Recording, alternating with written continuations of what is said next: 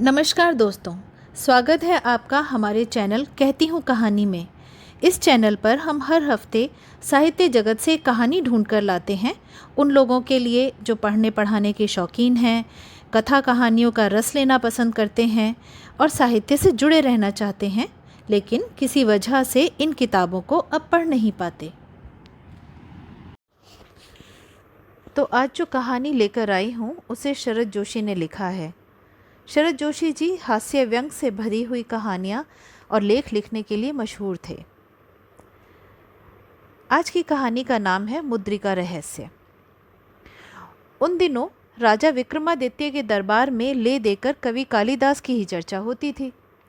शकुंतला के प्रदर्शन की तैयारियां सरकारी तौर पर चल रही थीं और श्लोकों के उच्चारण, अर्थ और रस को लेकर सारा दिन कर्मचारियों में चकचक चलती रहती। राजा विक्रम को उन दिनों कोई काम नहीं था। परम शत्रु शक पराजित हो चुके थे और सातवाहन का उदय नहीं हुआ था। इधर उधर सेनाएं भेजकर वह काफ़ी हद तक चक्रवर्ती हो चुके थे और सभी ओर पृथ्वी के स्वामी के नाम से बजते थे। राजाओं के लिए ऐसा समय कला और साहित्य की चर्चा और काम शास्त्र के निर्णयों पर अपने अनुभवों के आधार पर विवेचन करने के लिए उपयुक्त रहता है। नृत्य के मज़े लिए जाते और पद्मिनी की तलाश में सिंघल जाने के मंसूबे बनते। हरामखोर विदूषकों को ऐसे टाइम अक्सर ओवर टाइम करना पड़ता, क्योंकि राजा उन्हें छोड़ता नहीं। सिंघल ना भी जाएं, आसपास के क्षेत्रों में तो विहार को जाते ही। कवि कालिदास ऐसे सभी समय साथ चिपके रहते। उनकी प्रतिभा का बड़ा हल्ला था। संस्कृत सिखाने के बहाने विक्रम की बेटी प्रियगुण मंजरी के साथ भी उनका रोमांस चल रहा था। कुल मिलाकर सुखद घटनाओं वाले वे अच्छे दिन थे। उज्जैनी नगरी फल फूल रही थी, व्यापार एवं आवागमन बढ़ गया था। तिकड़मी आदमी थोड़ी कोशिश कर रास्ता निकाल ही लेता था। तब अभिज्ञान शाकुंतलम की मात्र 2 प्रतियां पाई जाती थीं, एक कालिदास की अपनी प्रति और इसकी वह सुसज्जित प्रति जो उन्होंने राजा विक्रमादित्य को भेंट की थी। और प्रतियां कराने के आदेश दे दिए गए थे। भोजपत्रों का एक ढेर कमरे में इकट्ठा कर दिया गया था और काम चालू था। ठीक इन्हीं दिनों क्षीर सागर से महाकाल मंदिर तक जाने वाले उज्जैनी के व्यस्त मार्ग पर एक पुस्तक विक्रेता हर शाम बैठने लगा, जिसके आसपास सदैव ग्राहकों की भीड़ लगी रहती। उसके पास काम शास्त्र, सती नारियों के चरित्र, दुर्गा स्त्रोत, राजा गर्दीमल की कथा के अतिरिक्त खुंडी राज जासूस के कारनामों की विभिन्न पुस्तकों की मांग बढ़ चढ़कर रहती थी।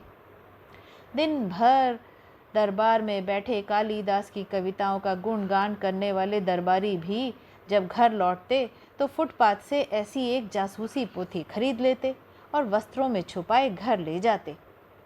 विक्रम की रानियां भी चुपके से वे पुस्तकें मंगवाती और तकियों के नीचे छिपा कर रखती। जब राजा आखेट को जाते, रनिवास में इन किताबों का सामूहिक पाठ होता। इन जासूसी किताबों का रचयिता कालिदास की तरह सम्मानित नहीं था। एक गरीब ब्राह्मण जो प्रति माह अपनी बुद्धि से एक ऐसी जासूसी पुस्तक लिख देता और बदले में फुटपाथ के दुकानदार से कुछ मुद्राएं प्राप्त कर लेता। कहा जाता था कि लेखक को गुरु का श्राप है कि तेरी विद्या ख्यात नाम होगी पर असर अमर नहीं होगी। उसके पीछे एक घटना थी। जब वह आश्रम में पढ़ता था तब गुरु को प्रातः पुष्पहार लाकर देने वाली क्षुद्र जाति की युवती के साथ उसने कुकर्म किया था, जिसकी शिकायत कुछ दिल जले ब्राह्मणों ने गुरु से कर दी थी। गुरु ने श्राप देकर उसे आश्रम से निकाल दिया। बेचारा युवक जानता था कि आश्रम से निकाले जाने के कारण उसे अब राजपक्ष से तो सम्मान मिलेगा नहीं। वह छोटी मोटी किताबें लिखकर कमाने लगा। उसके लिखे घुंडी राज जासूस के कारनामे चल निकले और पब्लिक में उसकी मांग होने लगी। इन जासूसी पुस्तकों का पात्र होता था राजा, मंत्री, नगर के जुआरी, शराबी, राजा का लंपट साला, भैरवनाथ के पुजारी, जौहरी के बेटे, सराय की छबीली भटियारने, दासियां, तंबोलने, गणिकाएं, विषकन्याएं और शत्रु राज्य से रूप धरकर आए व्यापारी। सारा घटनाक्रम सनसनीखेज, हैरत अंगेज, यानी रोम रोम को कपा देने वाला होता था। अंत बताया नहीं जा सकता था, प्रारंभ समझ नहीं आता था, यानी कि जब तक पुस्तक समाप्त न हो जाए चैन नहीं मिलता था। वास्तव में इन कृतियों का नायक घुंडीराज जासूस अपने आप में अद्भुत चरित्र था। कुशल अय्यारों की तरह अनेक प्रकार से वेश बदलना जानता था। कभी जोगी, कभी सामंत, कभी बहेलिया और कभी अभिसार हेतु जाती, कड़े छड़े बजाती सुंदर युवती। उसके पास एक अद्भुत मणि थी जो अंधकार में प्रकाश करती थी। उसकी तलवार आवश्यकता न होने पर तह की जा सकती थी। वह पशु पक्षियों और कीड़ों की आवाज़ें मुंह से निकाल लेता था, अनेक भाषाएं जानता था। सांप बिच्छू के कांटे का मंत्र उसे सिद्ध था और पक्षियों की परस्पर बातचीत भी वह समझ लेता था।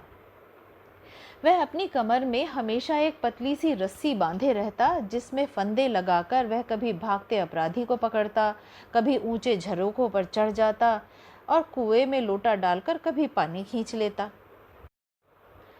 सारे छल छिद्रों और खटकर्म में परम आचार्य होने पर भी वह जासूस घुंडीराज स्वभाव से धार्मिक था।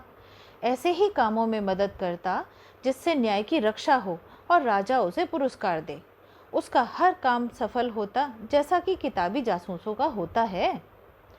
लेखक के अनुसार जब घुंडीराज जासूस चक्कर में जाता, एक काष्ठ का संदूक अपने साथ लिए रखता था, जिसमें एक ऐसी अद्भुत कल लगी थी जिसे सिवाय घुंडीराज के उसे कोई खोल नहीं सकता था। निश्चय ही लेखक का तात्पर्य ताले से होगा। इस संदूक में वक्त ज़रूरत पड़ने पर सभी सामान रहता, जैसे चेहरा रंगने का रंग रोगन, तांबे का अष्टकोणीय प्रतिबिंब, नकली दाढ़ी मूछें, प्रेत वैतालों का स्वरूप बनाने के लिए मुखौटे, तेज फलक का चाकू, बेहोशी दूर करने के लखलखे, गोरोचन, तुलसी की पत्ती, कुंवारी कन्या का काता हुआ सूत, नील कमल की जड़, त्रिफला पाउडर, शेर की चर्बी, गाय का असली घी, ततैया का डंक, पंचांग, कस्तूरी, मयूर की शिखा, हिरन का सींग का बाजा, सत्तू, गुड़, गंगाजल, चूना, सुपारी, केश काढ़ने की कंघी, रुद्राक्ष की माला, संखिया, चकमक, व्याघ्र चर्म, पानी पीने का लोटा, कौड़ियाँ, मुद्राएं, पूजन का सामान और ओढ़ने की चादर। इन सारे सामानों से लैस जासूस उस जमाने में किसी भी समय कुछ भी कर सकता था। घुंडीराज हृष्ट पुष्ट और सुंदर व्यक्ति था। वह गले में ताज़ा फूलों की माला डाले रहता, सुंदर मोटा जनेऊ धारण करता और बाह में स्वर्ण का कंकड़ बांधता। वह रति कला में कुशल, स्तंभन में प्रवीण था। गणिकाएं उसके साथ सहवास के लिए वर मांगती और टोटके करती थीं। वह भी अनेक स्त्रियों से संपर्क रखता था। कुल मिलाकर वह अपने समय का जेम्स बॉन्ड था। यदि वह गंडासे से किसी की हत्या करता तो भी अपराधी नहीं माना जाता था। राजा ने प्रसन्न होकर उसे अभय मुद्रिका जो दे रखी थी। उन दिनों जब विक्रमादित्य के दरबार में कालिदास के अभिज्ञान शाकुंतलम की बड़ी चर्चा थी, तब घुंडीराज जासूस के कारनामों की सीरीज का एक नया प्रकाशन हुआ, मुद्रिका रहस्य उर्फ असली किस्सा कुमारी शकुंतला का, जिसने बिक्री के सारे पुराने रिकॉर्ड तोड़ दिए। भोजपत्रों पर जितनी नकलें तैयार होती शाम को बिक जाती। चालू भाषा में लिखी हुई पुस्तक का आरंभ कुछ यों था: श्री गणेशाय नमः। अतः मुद्रिका रहस्य की कथा लिखता हूँ, सो सुनो। प्रातःकाल की मनोरम बेला थी। ब्राह्मण जन पवित्र सरिताओं में स्नान कर नित्य के अनुसार भीख मांगने निकल गए थे। क्षत्रिय जन अपनी तलवारें चमका रहे थे और विचार कर रहे थे कि आज किस दिशा में जाकर लड़ा जाए। वैश्यजन अपनी तराजू का संतुलन गड़बड़ कर रहे थे। शूद्रजन शासन को कोसते हुए सफाई कार्य में व्यस्त थे। केवल रात्रि के श्रम से थकी गणिकाएं एवं चोर ही इस समय तक बेखबर सो रहे थे। ऐसे समय नित्य की भांति चतुरों में चतुर शिरोमणि जासूस घुंडीराज प्रातः कर्म से निवृत्त हो अपने कक्ष में आ विराजे थे। रेशम का परिधान धारे, गले में श्वेत पुष्पों की माला पहने, अपने स्वस्थ बाजुओं में कंकण बांधे वो ऐसे सुंदर दृष्टिगोचर हो रहे थे मानो कामदेव और इंद्रदेव के मिले जुले अवतार हों। कोमल शुभ्र आसन पर विराजने के उपरांत उन्होंने अपने प्रिय सहचर चतुराक्ष को बुलाकर कहा, ओ चतुराक्ष, कल दिन नगर में कौन कौन सी विचित्र विशेष घटनाएं घटी सो सुना। चतुराक्ष उतावला हो रहा था, हाथ जोड़कर कहने लगा, स्वामी, कल राजा महाराज दुष्यंत के दरबार में विचित्र घटना घटी।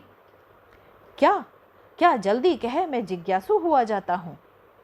एक युवती जिसका नाम शकुंतला बताते हैं, जो कर्ण के आश्रम में रहती है, कुछ निगोड़े साधुओं के साथ कल दरबार में आई थी और राजा से बोली, तुम मेरे पति हो सो मुझे ग्रहण करो। सो कैसे? कहती थी, तुमने कर्ण ऋषि के आश्रम में जाकर मेरे साथ गंधर्व विवाह किया है। इस पर राजा ने क्या कहा?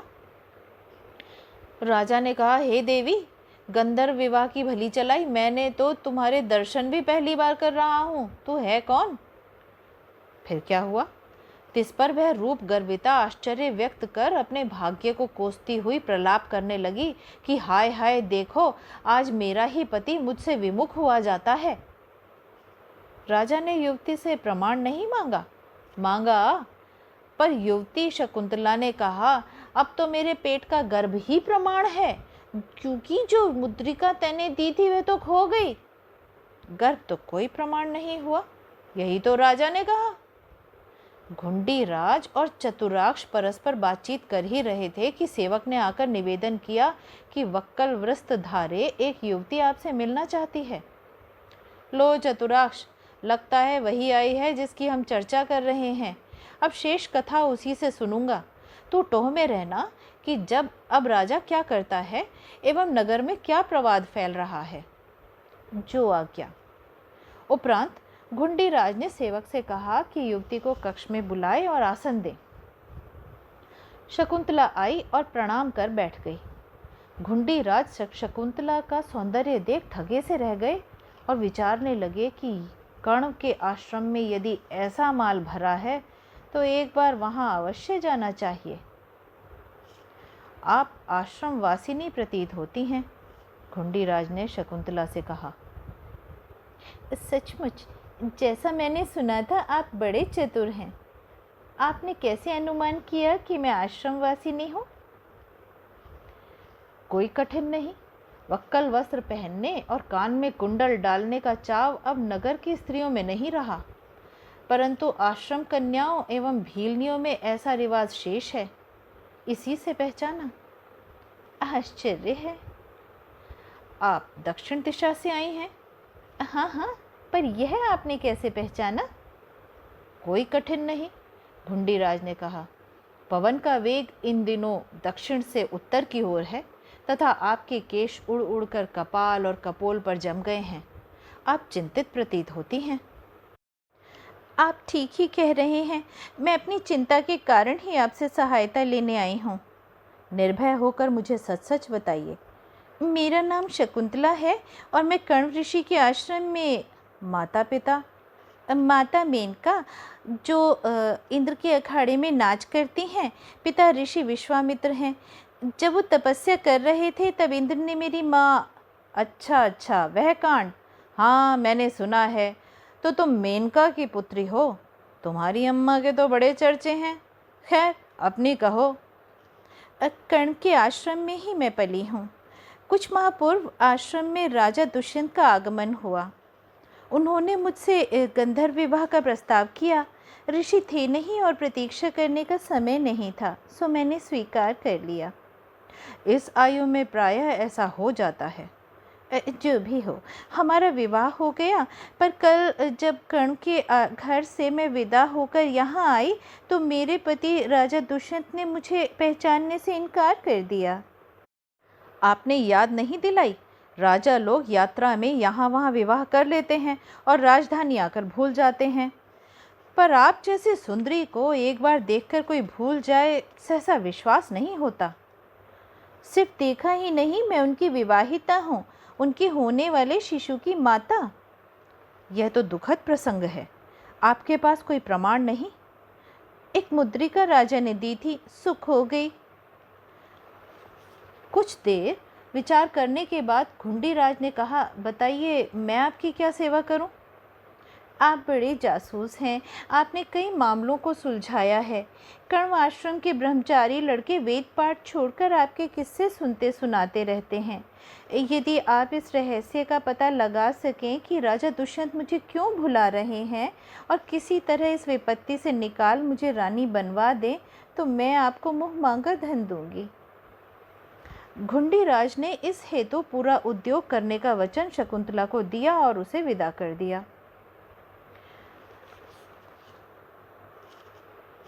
तो दोस्तों, ये था मुद्रिका रहस्य कहानी का पहला भाग। दूसरा भाग आप कल सुनेंगे।